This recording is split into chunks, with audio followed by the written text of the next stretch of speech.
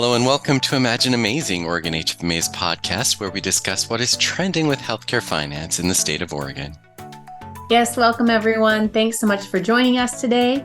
Today's podcast is an amazing spotlight of one of Oregon HFMA's own members, Michael Bumann, CEO of Red Dot, also known as the entrepreneur forged in fire. Today, Michael's going to share his experiences, including recent experience from Burning Man. You don't want to miss this episode. Also, as this is the Oregon HFMA podcast, we will be sharing important events and chapter highlights coming in the following months. One that will even take you to Las Vegas. And as a reminder to our listeners, this podcast is available on all popular podcast platforms and is now viewable on Oregon HFMA's YouTube channel.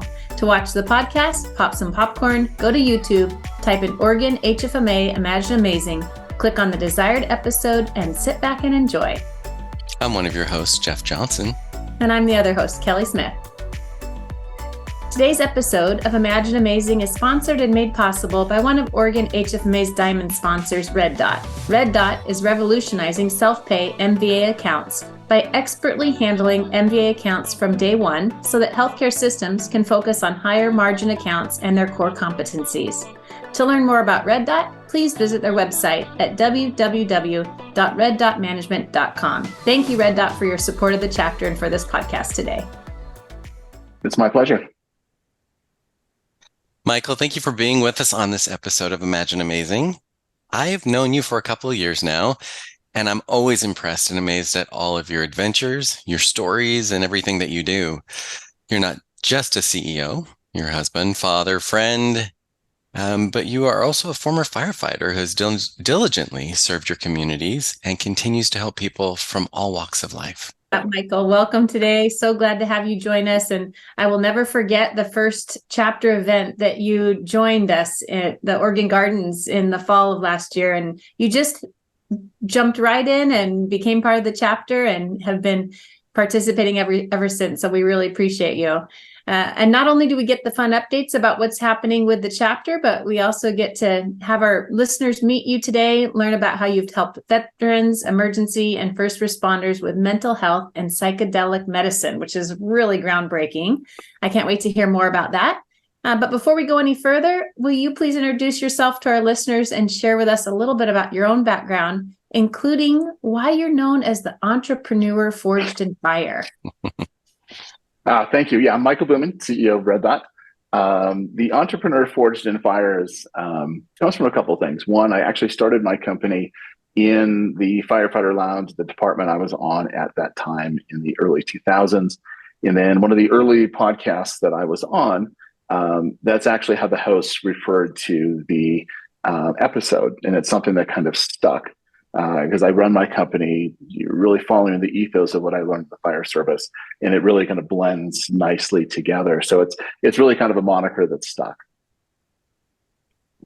Oh, that's good. I love when there's a little story behind it. And then I'm curious too about your role as CEO of Red Dot. Why did you start this organization, and tell us about what your organization does?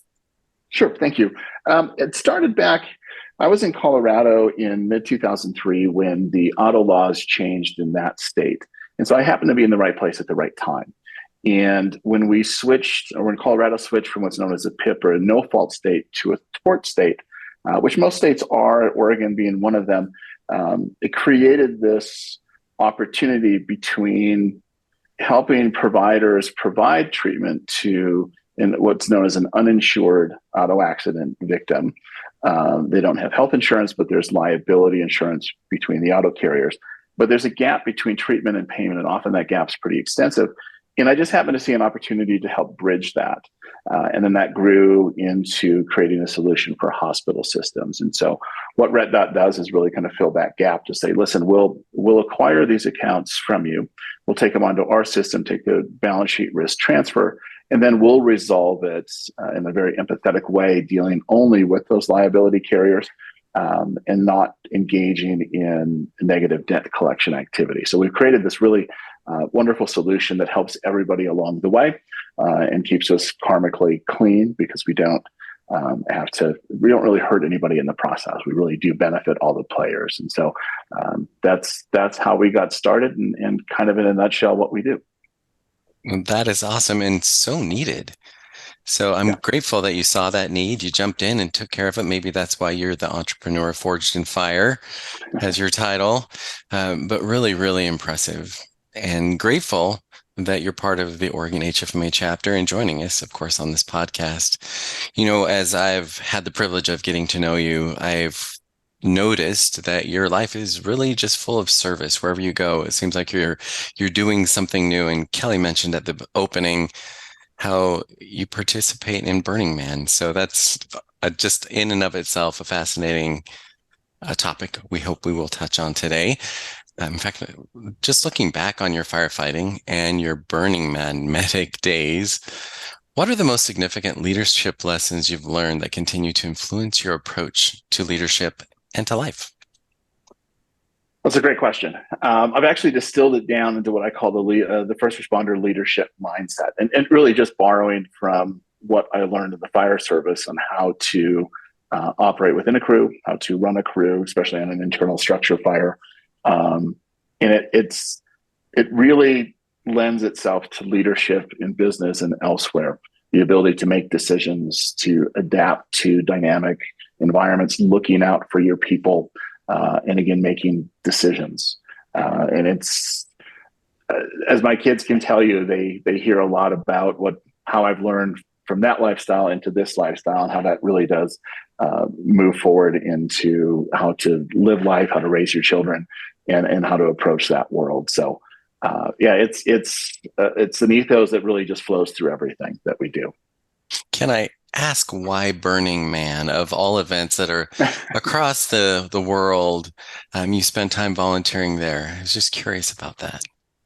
Well, Jeff, that got started oddly. I read a book called Stealing Fire, and I'm fascinated with flow states where you're at your most optimum. I've experienced it in sports. I've experienced it in group flow as a firefighter, and it's where you're at your most optimum state. And so I got rather obsessive about learning more about that area that you can achieve. And in this book, they spoke about Burning Man. And after I finished the chapter, I simply reached out to the organization and said, "Hey, do you need medics?" And they said, "Yes, but you have to have all of these additional certifications. And as a fireman, I have those and more." And said, "Hey, great. Can I just email those over to you?" And within one phone call, got into to be a medic at Burning Man with absolutely no idea what I was getting into, like none. And I thought it'd be a one and done, I'd show up, do this thing. And then I realized actually what it's about. And to me, it's really just a compressed hero's journey within that 10 days that you're there, and an amazing place to practice emergency medicine. And having been in the fire service since the early 2000s, I went into it thinking, you know what, I've seen it all. This will be just another example of that. Literally my first shift, I'm like, okay, never seen that before. And it's really something that's grown beyond just my experience to bringing in other firefighters, friends of mine from Colorado. And it's become really another way for us to deepen our bond of friendship by being of service to others in this unbelievable backdrop of Burning Man, which I liken to, a Halloween party on the dark side of the moon. It's one of those ineffable experiences that you try to describe and explain, but words fall short. But it's a wonderful place to practice emergency medicine because it's the craziest calls because of the environment, the things that folks are doing, how they're dressed up. And it's in EMS, we call it, it's like playing jazz, right? You have to understand the chords, but every call is a riff. And Burning Man's a pretty high example of that. So it's a great place to get to practice emergency medicine. Awesome. Yeah. I've never been to Burning Man, but I have seen pictures, so I can only imagine what it would be like to be there in real life. Well, I recommend it to anybody, honestly. I was blown away by the experience and continue to be so. Again, what I thought it was and what it turned out to be couldn't be any more different. From the art to the way that people are during the event, being at a place where no one's trying to sell you anything because there isn't any of that there. It's really an interesting societal experiment and experience that I do recommend for folks to go. It's not easy to get there. It's difficult, which adds to it, right? It costs you something to experience it. It's a very austere environment. You're out in a thing called the playa, which is this ancient lake bed. It's high desert, so you have altitude issues. You've got generally heat issues, and so you've got dehydration and a number of other things that make it difficult to be there, which helps cause the more intensity of the experience. So I do recommend it.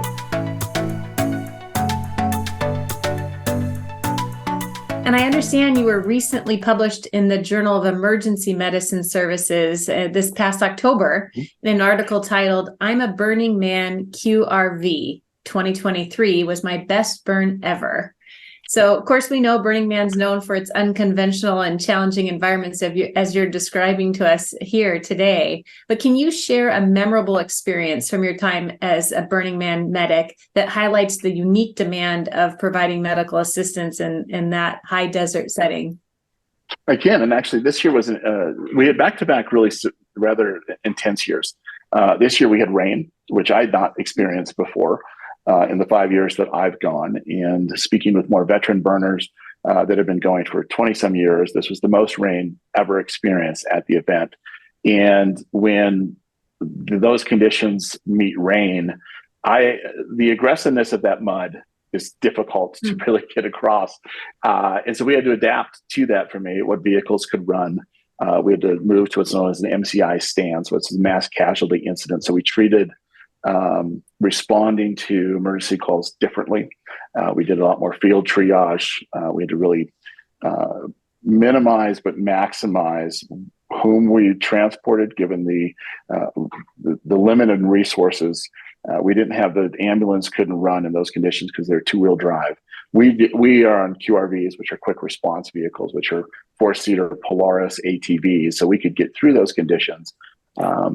We had to adapt and outfit some of those for what's known as ALS calls, which is advanced life support. So taking the key components from an ambulance, placing them on that rig, and then sometimes transporting required what we, a little MacGyver to it. So really adaptability was probably the biggest one, which is, of course, firefighters are professional problem solvers.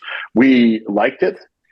Found the increased intensity of that experience more to our liking, because we actually had problems to solve, and big ones. And you put firefighters together, and that's what we're looking to do. So by way of example was that, and then dealing with those sort of conditions, and dealing then with the patient population, which we found really to fall along both ends of the spectrum. Those that were good to go just rolled with it. Those that were under stress from the week and the environment and whatever else might be happening in their lives, that compounded that effect for them. So we had dealing with patients that had a bit more mental stress related to the environment was part of it as well. And then, of course, just teamwork and coming into these unique patient environments, working together as a team and making it work within the confines of that challenging environment. It's not that there are no flat spaces, there are no bright lights. And so adaptability and then the ability to come together as a team cohesively really shine through. Absolutely amazing. I remember seeing the news articles that came out and the pictures from that rain and the amounts of mud that were everywhere, and that people were, like you said, they were mired, right? Oh, yeah. And Yeah. just completely blows my mind that you were gaining so much wisdom and even leadership experience as you were out there serving. That just is amazing. So kudos to you and to your team for holding it together in such a tough environment.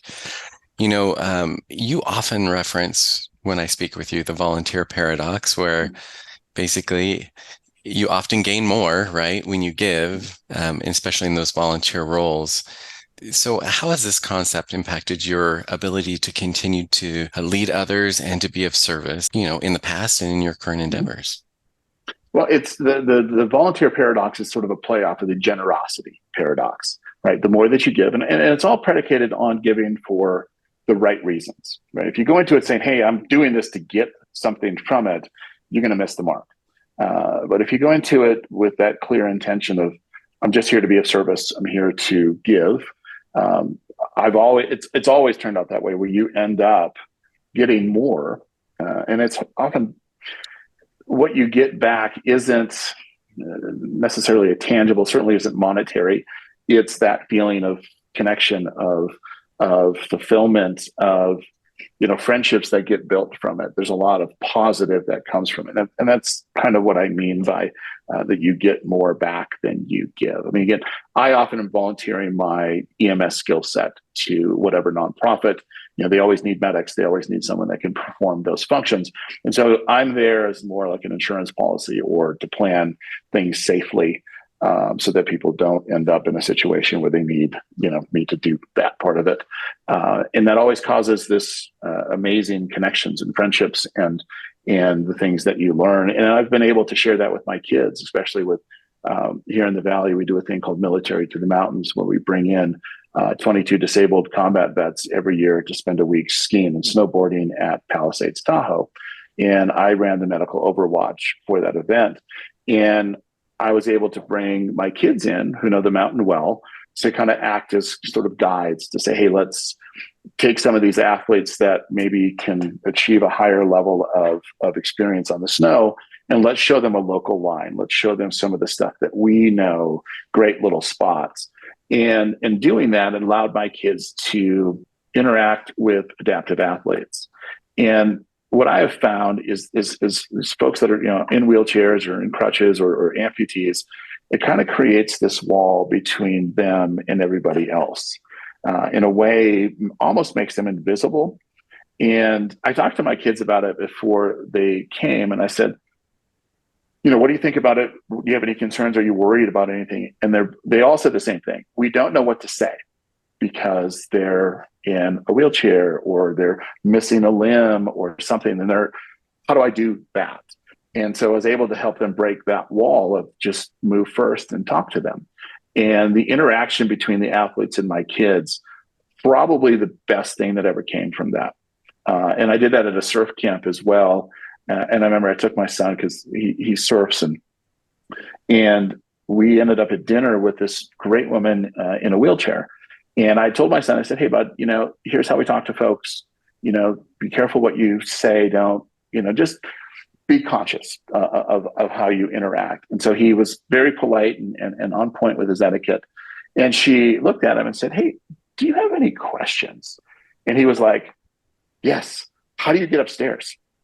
How do you do? I mean, just basic stuff that allowed this back and forth between him and this wonderful woman that had been injured. She's an Olympian. I think she surfs. Just an amazing adaptive athlete. I mean, we're talking high level, but she was so kind and gave him an opportunity to ask any questions that he had. And that carried over through the week where he would, athletes would let him take their wheelchair for a spin. And so completely obliterated any of this sort of, artificial gap or wall between, a person in a wheelchair and a person not in a wheelchair. And so now when we're just out in the regular world, they don't have any issue coming up and, hey, talking to someone that they've just met in a wheelchair or another adaptive athlete that they see on the mountain. And so it's really, really provided an opportunity to expand that. And even for myself, I didn't have much to do with adaptive athletes until I started volunteering for that program, and now have that ability to immediately pop in and chat and make those connections. So back to the paradox, you'd be surprised at what will happen when you simply put yourself out to be of service. In a world that is so stressful, it's funny, right? What a paradox, right? You're stressed, you feel like you don't have anything else to give, and you're telling all of our listeners, hey, if you volunteer and do it for the right reason, you will remove that stress that you have in your life and actually learn and develop more. So awesome. And what a way to break down barriers too, between just those. I know what it's like to approach somebody and maybe they're missing a limb. I too sometimes am at a loss of words. What do you say? But how beautifully stated, and what a great experience. So and if I could give you one more example. So at the surf camp, one of the athletes was, I think he's a quadruple amputee, and I think he was born in that condition, and he's actually climbed Everest. And I wasn't there. I was out. I was there as a swiftwater rescue tech, providing water safety. But it was retold to me where my son met him, and my son was young at this point. He was maybe 8, 9 years old. And I'd been teaching him, when you meet someone, shake hands, right? Look them in the eye, that sort of beginning etiquette. Well, he meets this gentleman who has no legs, has one sort of half arm, and he does it. He's like, I'm supposed to shake hands. What do I do? And so this athlete recognizes that and goes, hey man, give me some stump. And so they fist bump to that way, and it completely caused them. Now my son knew he could move forward through that. And that athlete showed him by taking making the effort to move first and allow, because Tristan was stuck. He was like, oh, I'm supposed to shake hands. I don't know what to do. And the guy could see that and read that. And it was, having that told to me was pretty great as a dad, to see how my son dealt with that. But it really required that athlete to recognize what was going on with my son and bridge that gap. And then everything flowed from there. And it was, it's a difficult thing to put into words, how powerful that is for your kids to have comfort, to be able to be inclusive, right? Like, hey, yes, things are different for them for whatever the reason, whether it was a war injury or born or some other just traumatic injury that occurred. But at the end of the day, it's still just people, right? Just getting past that level. And so I see them do it all the time now. They make a point of it. If we're at a grocery store, someone's in a wheelchair, they'll go, hey man, what's up? And just start chatting with them.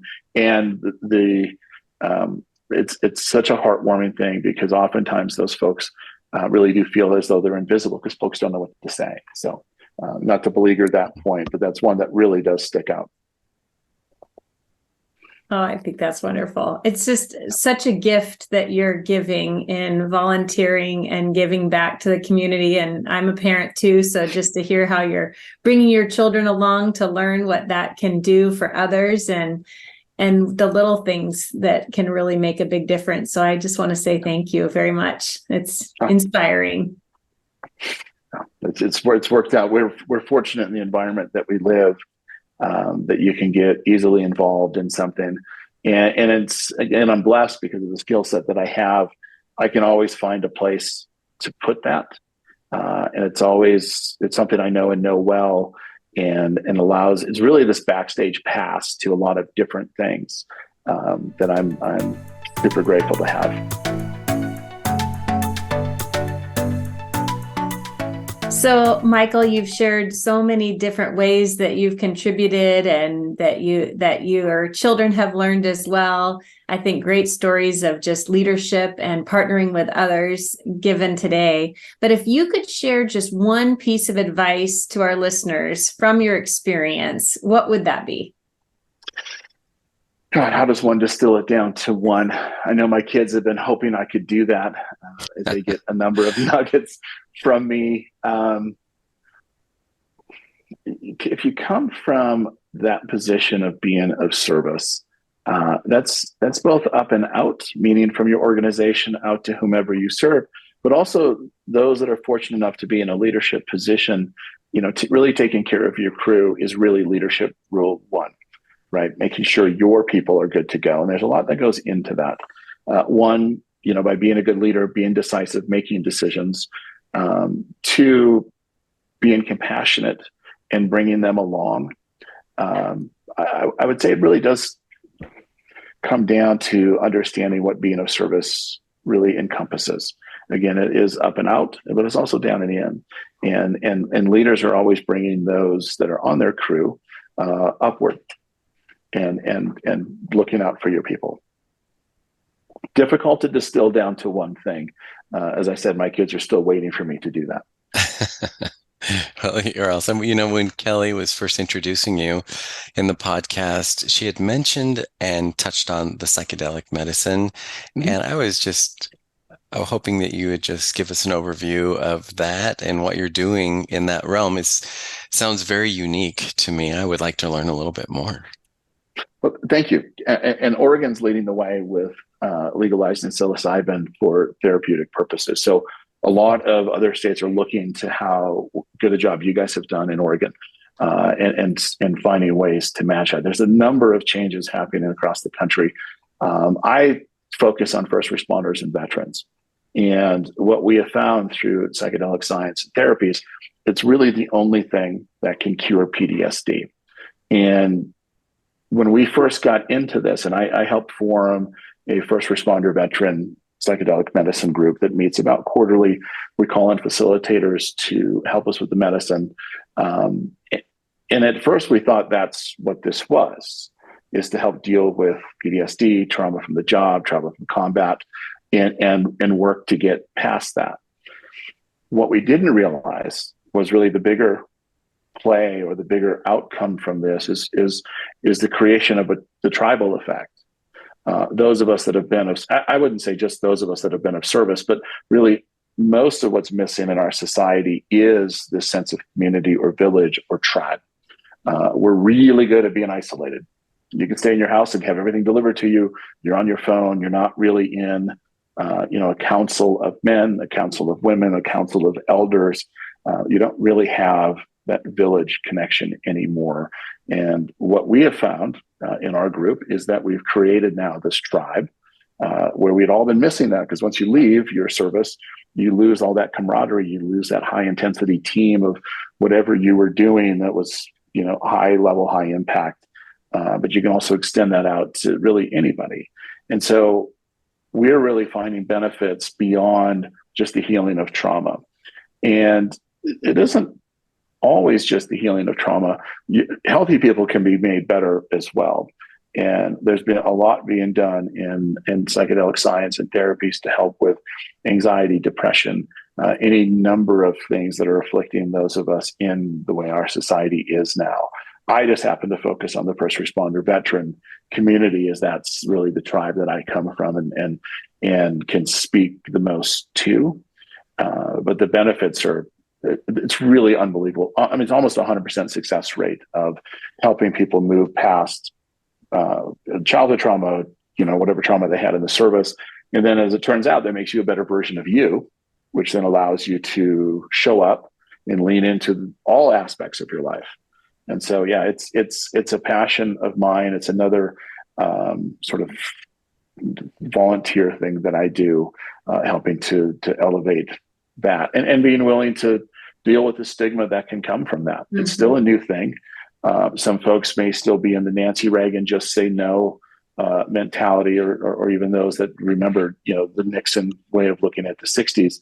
And so there's some risks to stepping up and speaking on it. But when I was at the MAPS conference in Denver, I heard somebody say, actually I heard a number of people say this, that my reputation isn't worth more than helping people. And that really hit home for me. I'm like, I should stand up and say, hey, listen, this has helped me. It's helped other people that I know, and this is available, and be willing to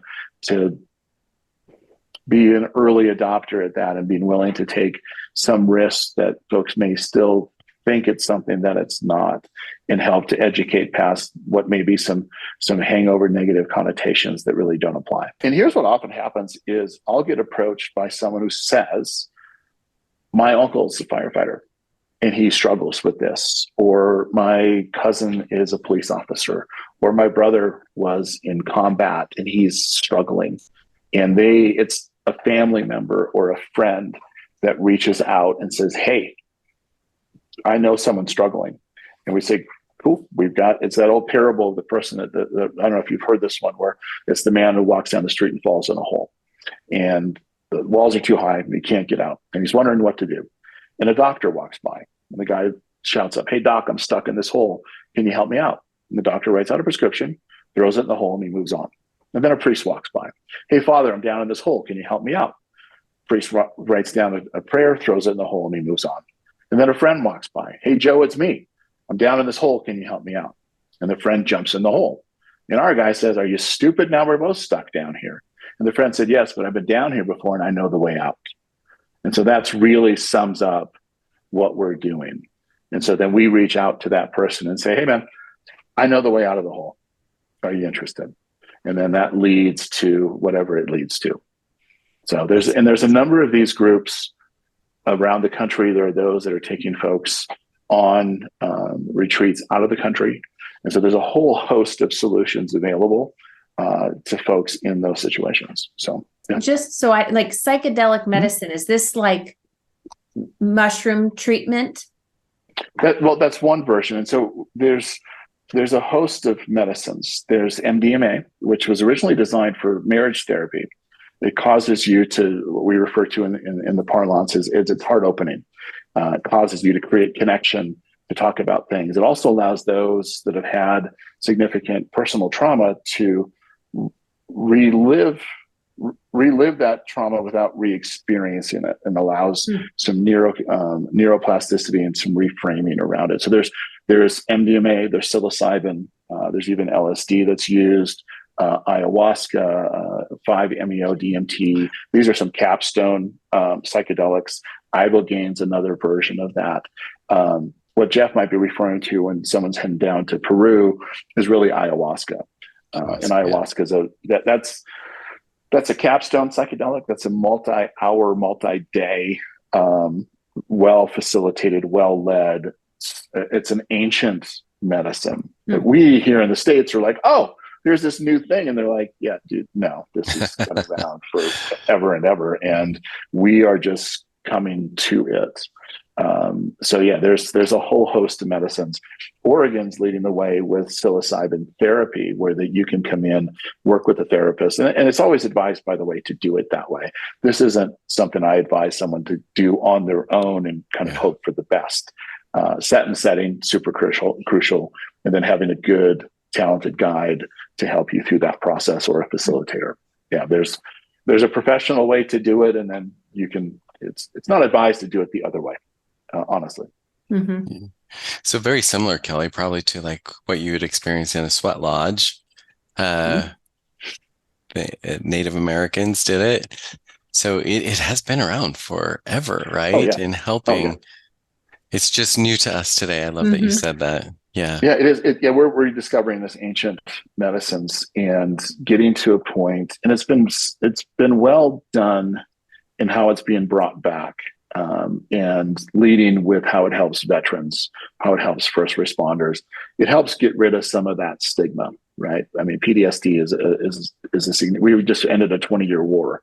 There's a high number of that, and if you look at the number of veteran suicides a day, people think it's 22. It's really closer to 44, though only 0.5% of the veterans have been in combat. So it's not really necessarily a combat-related thing. It's a loss of community thing. Once you leave that and you're isolated, that is where you also see the wider aperture or wider application to just greater society, that folks are really isolated. There's a loneliness epidemic. I believe the Surgeon General just came out and actually acknowledged that. One of the worst things facing this country is that isolation, loneliness epidemic, where these medicines help to create and foster that community.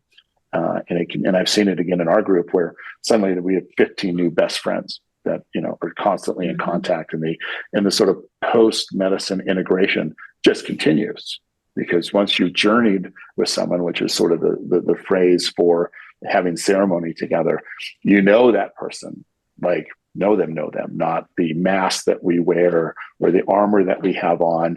You actually traveled with that person.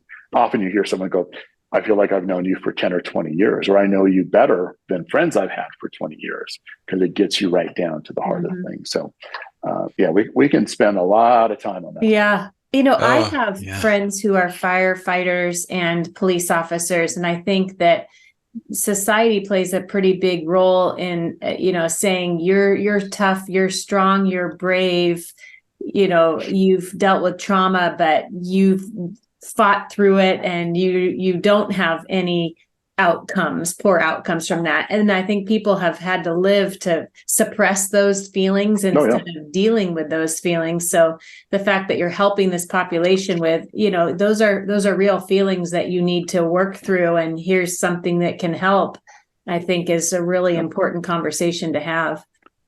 Well, Yeah. what you're talking about is the stigma that Mm-hmm. exists in the first responder world of we are help. We don't ask for help. Mm-hmm. Right? We're 911.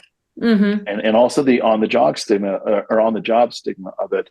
If you acknowledge that you're struggling or having an issue, it could be seen as a sign of weakness. You could be taken off your crew, could have negative impact on your career advancement. And so, the natural flow is self-medication through alcohol because that's what's acceptable. That leads to a compounded effect, often to a divorce. All of these things just pile on. In fact, my company's putting out a charity T-shirt, working with a charity called Mental Joe Apparel, where we're going to be selling T-shirts for a first responder mental health nonprofit. And on the front of the shirt has, no stigma, mental health matters, with a fire helmet on it, because there really is. What you're talking about, Kelly, is the stigma that we're trying to overcome. I get asked often to speak to new firefighters. And one of the first things I tell them is get a therapist, because the conveyor belt of trauma that you're going to be exposed to has a wear and tear impact on you. We're not really designed to see that much and to deal with that much. And you think you can just put it away, and you can for a while, but then you run out of space. And I think of the walls that we put up. In the beginning, we put them up to protect ourselves from it, but then it starts to act like a seawall where things will splash over, and then it becomes really good at holding those things in versus keeping them out. And so finding ways to work through that. We got a road ahead of us, but the veterans are leading the way. First responders are getting to follow in behind that. And I'm making some efforts to further that voice. That's great. Well, wow, what a really interesting podcast today, and certainly not like one we've ever had before. So I just want to say thank you so much for joining us today. Thanks for having me. I appreciate it. Honestly, Michael, it has been amazing. Not only did I learn a new word, ineffable, which means so amazing you don't even have words to describe it. So thank you for that. But just learning about your experiences and leadership lessons that you've learned along the way have been very inspiring for me. So thank you again for joining us. And we also want to take a moment to let everyone listening know about important events coming your way through Oregon HFMA. The Western Region Symposium is happening January 21st through 24th, 2024 in Las Vegas, Nevada at the Paris Hotel and Convention Center. Keynotes in that event will include Olympic gold medalist Scott Hamilton. He's also a cancer survivor, healthcare author Cece Conley, executive coach and author Tracy Spears, radio and sports broadcaster Jim Kozimor. All of them will be sharing their experience with healthcare and sharing some insights along that way, so you don't want to miss it. It will be fantastic. The Oregon chapter even has options for people from healthcare systems to attend at extremely discounted rates. That also includes a special sponsorship through Red Dot, who has provided Oregon HFMA with a travel budget for those needing assistance to get to the Western Region Symposium. So if you're interested and you want to learn more and sign up, please visit hfma.org/chapters/region-11/Oregon. Well, thank you so much, Jeff. And hopefully everyone enjoyed the information shared in today's podcast and will join us for the upcoming conference in Vegas. I know I'm registered and plan to attend. Looking forward to it. And meanwhile, we'd like to once again thank everyone for joining us today on this podcast. We, as always, extend the warmest wishes to all Oregon HFMA members. We want to give a shout out to our amazing healthcare heroes who continue to work at making our lives healthier and happier every day. Thank you, everybody. This episode of Imagine Amazing is brought to you today by Red Dot. To learn more about them, please visit www.reddotmgmt.com. Thanks again, Red Dot. Really appreciate it. Thanks for having me, everybody.